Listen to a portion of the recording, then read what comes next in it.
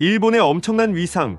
1980년대 버블 경제 시절 1988년 전 세계 시가총액 상위 20개 기업 중에 일본 기업이 16개나 랭크되는 일이 있었다. 일본 기업 엔티티의 한계.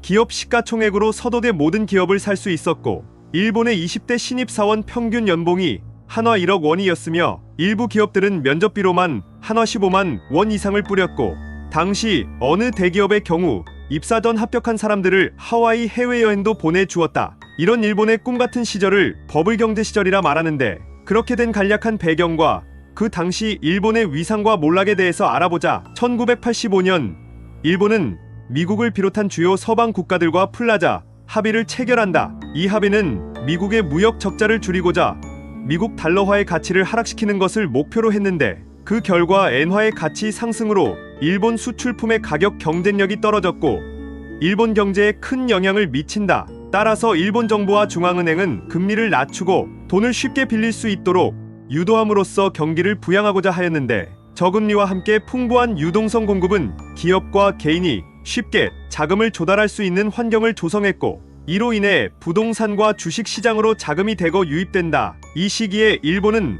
막대한 부동산 상승과 주식 가치 상승을 경험했으며 일본에서는 도쿄를 팔면 미국 전체를 살 수 있다는 말이 있을 정도로 부동산 가격이 급등했고 1980년대 후반 도쿄의 주요 상업 지역은 한 평당 수억 엔에 달할 정도로 가격이 올랐으며 실제로 도쿄의 일부 지역 땅값이 뉴욕 맨해튼보다 높았다. 일본 내에선 황궁이 있는 부동산은 가치가 너무나 높아 황궁만 팔아도 미국을 살 수 있다는 말이 나올 정도였다. 이 무렵에는 일본 전역에서 부동산 가격이 폭등하면서 각 지역의 부동산 투자에 대한 관심이 집중되었고 일부 지역에서는 농지를 보유한 사람들이 순식간에 막대한 부를 거머쥐는 일이 벌어진다. 이들이 토지 신화라는 말을 만들어내며 부동산을 무조건 투자해야 할 대상으로 인식하기도 했다. 또한 많은 사람들이 부동산을 담보로 대출을 받아 다른 투자를 감행하면서 자산 가격 거품은 더욱 커지게 되었으며 부동산 가격 상승으로 인해 일본 전역에서 건축 붐이 일었고 특히 도쿄에서는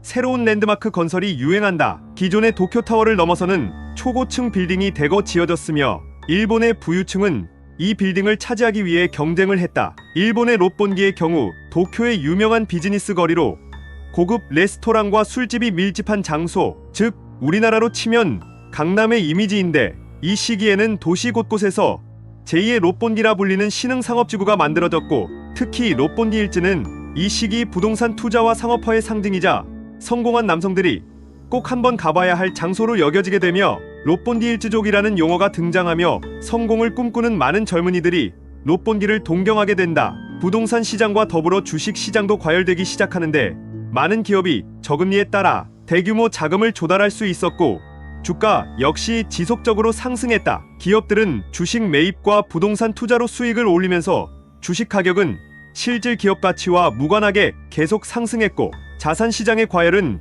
일본 경제 전반에 걸쳐 위험 신호로 작용했지만 당시 일본 정부에서는 심각성을 전혀 몰랐다. 1980년대 후반 일본 경제는 세계적으로 주목받는 성장세를 기록했는데 1989년 니케이 225 지수는 사상 최고치인 약 39,000포인트를 기록하며 상상을 초월하는 수준에 도달하기도 한다. 일본 기업들은 해외로 눈을 돌려 공격적인 투자 또한 단행했는데 그중 대표적인 사례가 미쓰비시 그룹의 록펠러 센터 인수이다. 뉴욕의 랜드마크 중 하나인 록펠러 센터를 일본 기업이 인수한 것은 미국 내에서 큰 화제가 되었고 일본이 미국을 경제적으로 압도하는 것 아니냐는 우려를 불러일으켰으며 그 외에도 헐리우드 스튜디오, 부동산, 골프장, 리조트 등을 대거 인수하며 공격적으로 해외 자산을 확대한다. 일본 긴자는 우리나라로 치면 청담의 이미지인데 버블기 동안 긴자는 도쿄의 사교와 경제 활동의 중심지로 자리 잡았고 도쿄의 고급 상업 지역으로 특히 술집과 클럽이 밀집해 있었다. 당시 긴자의 클럽들은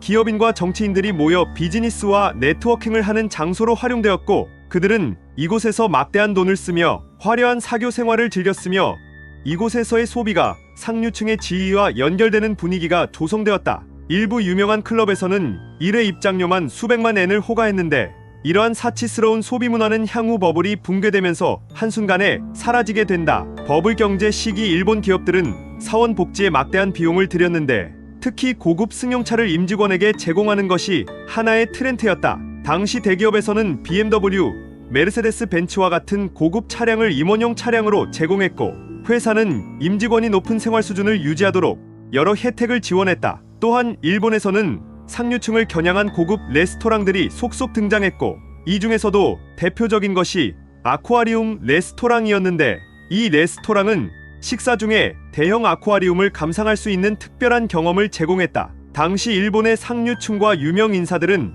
이곳을 방문해 호화로운 식사를 즐겼으며, 이 아쿠아리움 레스토랑은 버블기의 과시적 소비 문화를 상징하게 된다. 이 시절 골프는 부유층의 상징으로 여겨졌고, 일본 전역에서 골프 회원권 가격이 천문학적으로 상승했다. 도쿄 근처에 위치한 유명 골프 클럽의 회원권은 수십만 달러를 넘기기도 했으며, 중고 시장에서는 회원권을 사고 팔며 엄청난 이득을 보는 투자자들도 생겨난다. 이로 인해 기업인과 부유층들 사이에서 골프는 필수적인 사교 수단으로 자리 잡았고, 골프장에 갈 수 있느냐가 한 사람의 사회적 지위를 나타내는 상징으로 자리 잡게 된다. 그러나 자산 가격 상승이 지속되면서 점차 버블의 붕괴 가능성에 대한 우려가 제기되기 시작한다. 자산 가격이 실질 가치를 초과해 비정상적으로 상승하고 있다는 점에서 경제학자들은 버블의 존재를 경고했지만, 당시 일본 사회와 경제계는 이러한 경고를 크게 개의치 않았다. 오히려 더 많은 사람들이 자산 시장에 뛰어들어 수익을 기대하는 분위기가 조성되었는데,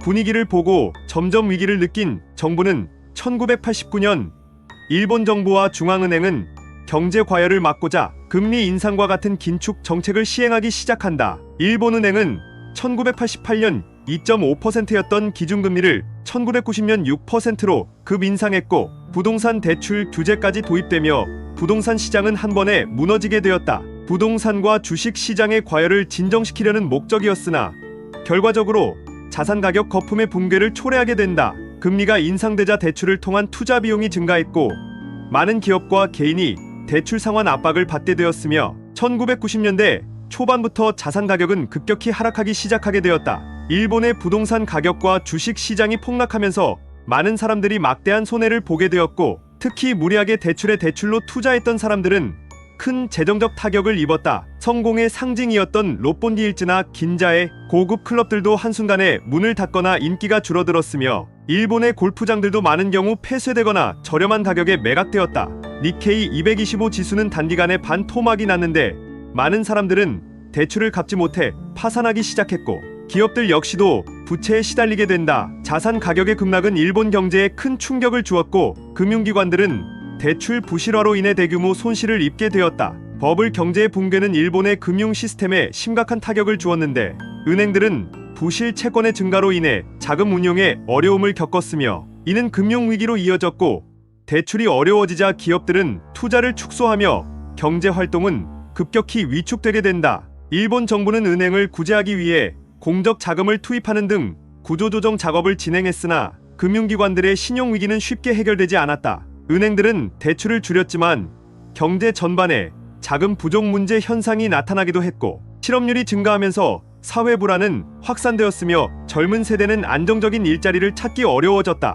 이에 따라 프리터와 같은 비정규 고용이 늘어났고, 일본 사회에 큰 변화를 초래하게 된다. 경제 침체로 인해 자살률이 증가하는 등 심리적, 사회적 문제가 대두되었는데, 버블 경제의 붕괴 후 일본은 오랜 기간 동안 경제 침체에 시달렸다. 일본은 버블 붕괴 이후 오랜 기간 동안 경제 회복을 위해 다양한 노력을 기울였으나 완전한 회복은 여전히 진행 중이다. 결국 버블 경제는 당시 일본의 경제적 부유함과 사치스러운 생활을 잘 보여주었지만, 이러한 번영이 영원하지 않음을 여실히 보여준다. 일본 버블 경제에 대한 의견을 댓글로 부탁드리며, 구독과 좋아요는 영상 제작에 큰 힘이 됩니다. 끝까지 시청해주셔서 감사합니다.